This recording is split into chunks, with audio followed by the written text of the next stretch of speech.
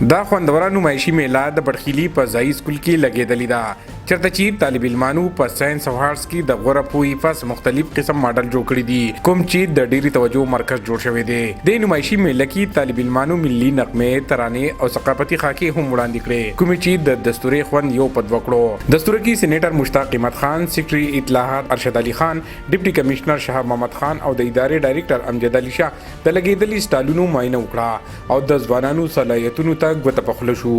دستوري ته سېنیټر مشتاق قیمت خان خپل وینا کې ویل چې هغه قانون تل په برزي چا کې چې د مقابله رجحان وي طالب علمانو لپاره پکار دي چې ځان کې درنګ صلاحیتونه پیدا کړي سیکرټري اطلاعات ارشد علي خان هم خپل وینا کې په طالب علمانو زور راوړو چې د نصابي سرګرمو سره دي هم نصابي سرګرمو اړخ ته خصوصي پاملرنه وکړي ډایریکټر امجد علي شاه خپل وینا کې زیاته کړه چې دا وخت د رټې د تعلیم نه بلکې د عملی زده کړو دی دنیا کا ترقی کړي نو وجه یې دا ده چې په مورنۍ ژبه کې ورته عملی ښودنې شوي که چېرته زموږ وطن کې هم په مورنۍ ژبه کې د زده کړو عمل شروع شي نو زر ده چې طالب علمان به ډېر په وړاندې تګ وکړي عمران زریاب خیبر نیوز بټخیرا مالکن